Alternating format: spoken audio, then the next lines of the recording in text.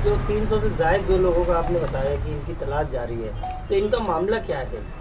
इनका मामला ऐसा है कि कुछ लोगों के साथ मैं इससे मीडिया के ज़रिए उन तक ये बात भी पहुंचाना चाहता हूं कि अगर आप लोगों को तहसीलदार से आदेश मिला और किसी वजह से जन्म दाखिला नहीं भी मिला तो वो हमसे कांटेक्ट करें, हमसे मिले, हम उनको बताएंगे क्या करना है। सिर्फ इसमें ऐसा हो गया है कि कुछ लोग डर के नहीं दे रहे हैं, जबकि डरने की कोई ज़रूरत नहीं है।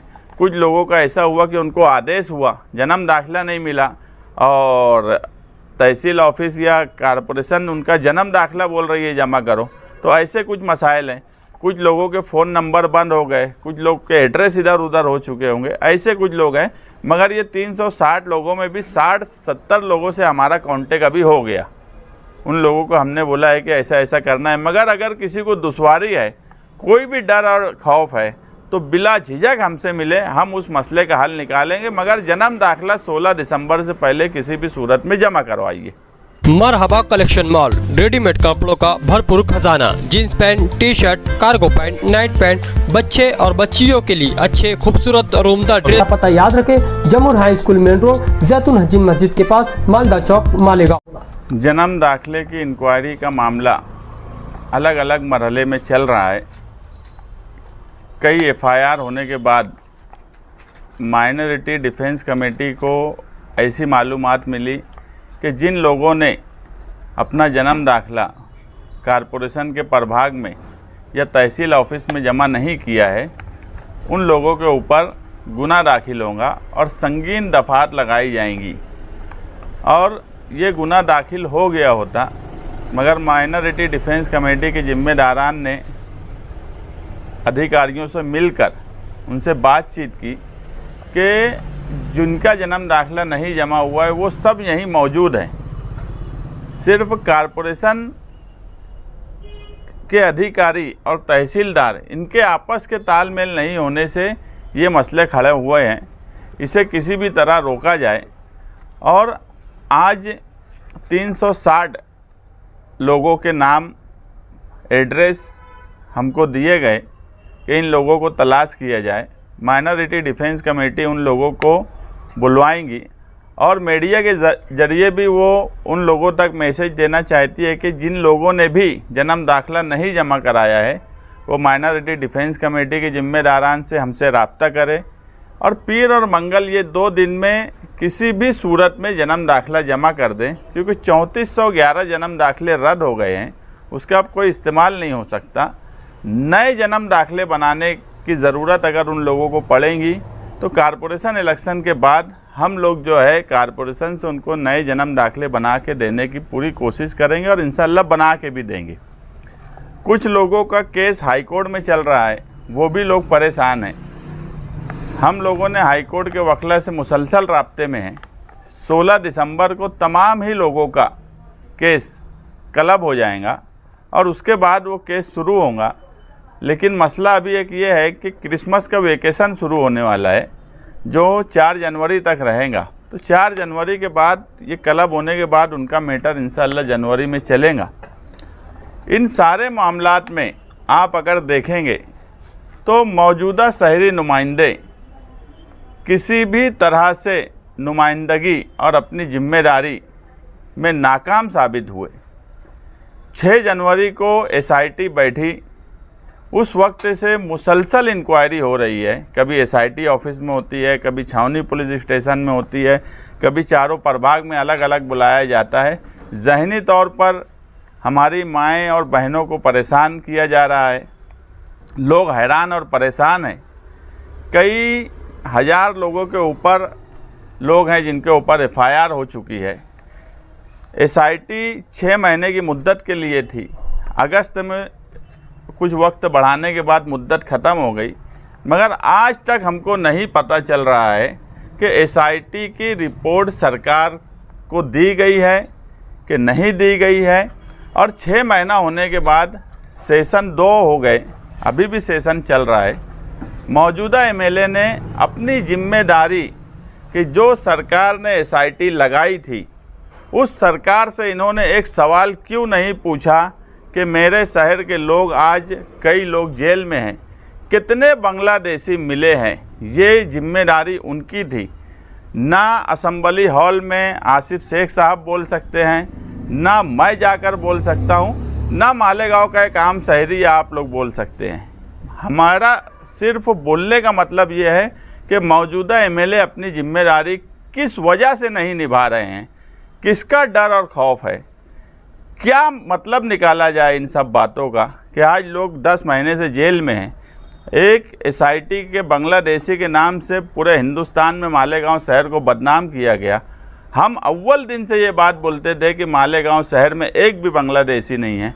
आज भी हम दावे से बोलते हैं कि अगर एसआईटी की रिपोर्ट मंजर आम पर आएंगी, एक भी बांग्लादेशी रोहिंग्या मालेगांव की सरजमीन पर नहीं मिल सकता।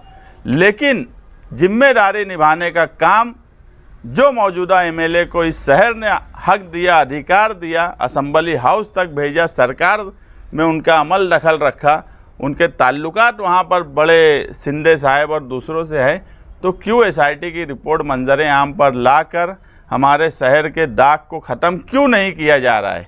क्या मौजूदा एमएलए फ़िरका परस्तों से मिलकर बांग्लादेशी वाला जो रूमर है उसको कायम रखना चाहते हैं? उनको जवाब देना चाहिए मालेगांव शहरियान को। आने वाला वक्त इलेक्शन का है और इलेक्शन जो है यौम हिसाब है, हिसाब लिया जाएगा और सिर्फ उनकी जिम्मेदारी का हिसाब लिया जाएगा।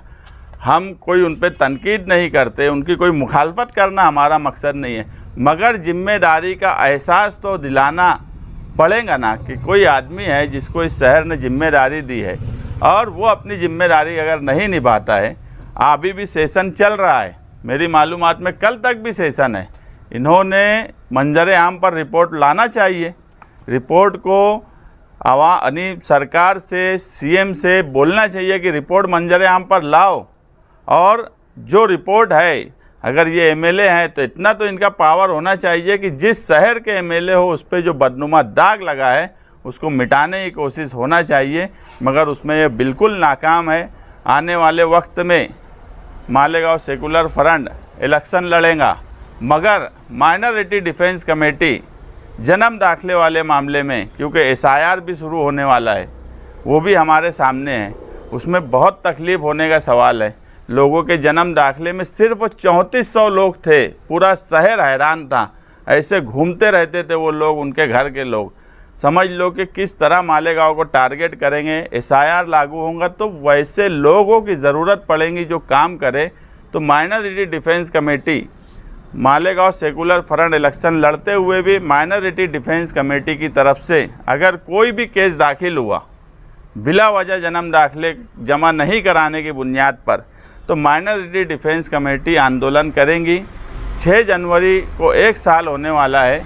अगर 6 जनवरी तक रिपोर्ट मंजर आम पर नहीं आई तो हम असेंबली हॉल में तो नहीं बोल सकते, मगर रोड पे हम आंदोलन करेंगे, भले इलेक्शन साथ में चलता रहे। ये भाई साहब, अब जो 300 से ज़ायद जो लोगों का आपने बताया कि इनकी तलाश जारी है, तो इनका मामला क्या है?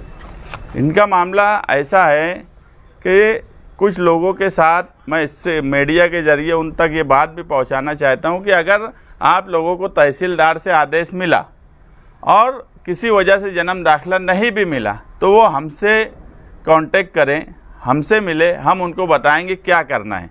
सिर्फ इसमें ऐसा हो गया है कि कुछ लोग डर के नहीं दे रहे हैं, जबकि डरने की कोई ज़रूरत नहीं है। कुछ लोगों का ऐसा हुआ कि उनको आदेश हुआ, जन्म दाखिला नहीं मिला और तहसील ऑफिस या कॉरपोरेशन उनका जन्म दाखिला बोल रही है जमा करो, तो ऐसे कुछ मसाइल हैं। कुछ लोगों के फ़ोन नंबर बंद हो गए, कुछ लोग के एड्रेस इधर उधर हो चुके होंगे, ऐसे कुछ लोग हैं। मगर ये 360 लोगों में भी 60-70 लोगों से हमारा कांटेक्ट अभी हो गया। उन लोगों को हमने बोला है कि ऐसा ऐसा करना है, मगर अगर किसी को दुश्वारी है, कोई भी डर और खौफ है, तो बिला झिझक हमसे मिले, हम उस मसले का हल निकालेंगे। मगर जन्म दाखिला 16 दिसंबर से पहले किसी भी सूरत में जमा करवाइए। अगर ये लोग, इसमें से कुछ लोग रह जाते जो दाखिले नहीं जमा करेंगे, तो इनका क्या मंशा है? आप क्या, यानी इनका जो इरादे आपने भाप लिए हैं, तो किस तरह का इरादा है? देखिए, ये सारे मामले में अभी जब हम बॉम्बे हाई कोर्ट में बेल एप्लीकेशन, हमारे तौसीफ शेख साहब भी बैठे हैं, हम जब वकला से जाके मिले तो बोलते थे कि इस पर तो ये जो आईपीसी की जो सेक्शन बीएनएस का नया लगा है ये तो लागू ही नहीं होता, मगर बहरहाल लग गया है, वो लड़ाई लड़ना है। बोलने का मतलब ये है कि जन्म दाखिले नहीं मिलेंगे, ये बोलेंगे ये जन्म दाखिले बना के भाग गए, इन पे संगीन दफात लगाने की तरफ जाने वाले हैं।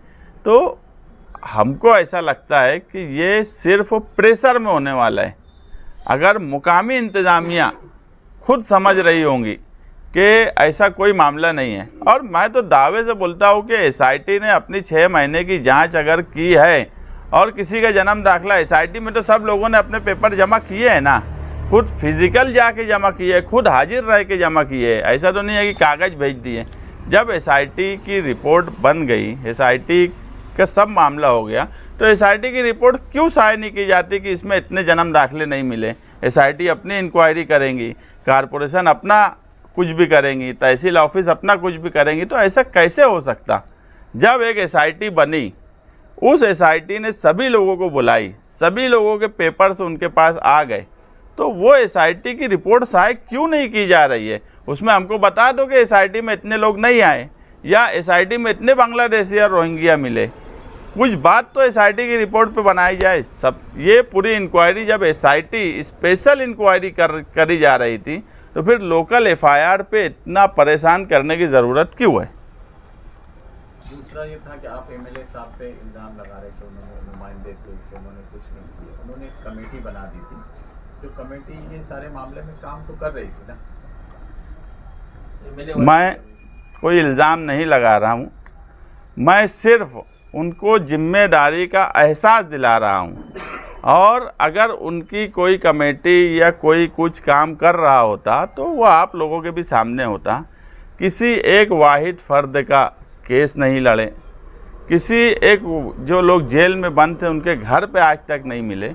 वो कमेटी क्या करेंगी क्या नहीं करेंगी, कोई कुछ नहीं उनकी तरफ से कर रहा। वो खुद एक एमएलए होने की हैसियत से अपनी जिम्मेदारी अगर निभाए हैं, सिर्फ फेंकम फाक सीएम से मिल लिया, इससे मिल लिया, ये फालतू बात रहती।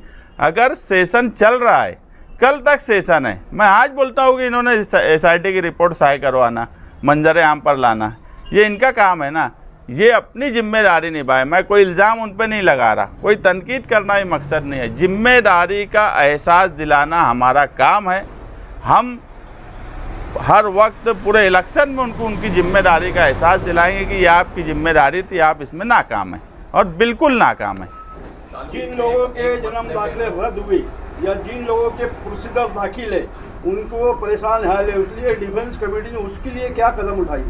हमने कल मालेगांव सेकुलर फ्रंट जो बना, उसमें भी हमने एक बात बोला कि आने वाले कारपोरेशन इलेक्शन में अगर मालेगांव सेकुलर फ्रंट को इस शहर ने इक़्तिदार तक पहुंचा दिया तो पहली ही मीटिंग में 1044 जन्म दाखिले का मसला हम पहली ही मीटिंग में हल करेंगे, और जिन लोगों के जन्म दाखिले रद्द हुए हैं उनको नए जन्म दाखिला देने का काम भी हम पहली ही मीटिंग में हिकमत अमली से ठहराव करके काम शुरू करेंगे। असम्बली की फैक्ट्री पे बैठ के, सीढ़ियों पे बैठ के एक एहतजाज किया, एहतजाज किया गया, एहतजाज होना चाहिए, मगर डुप्लीकेट बात जो होती है, एक बात कुछ बोली जाए, फिर अगर कोई कुछ बोलता है तो अखबारात में खबर कुछ छापी जाए, ये तरीका सही नहीं है। जो बात बोली गई है वो बात बोलना चाहिए, और असम्बली हॉल में बोलने की ज़रूरत है।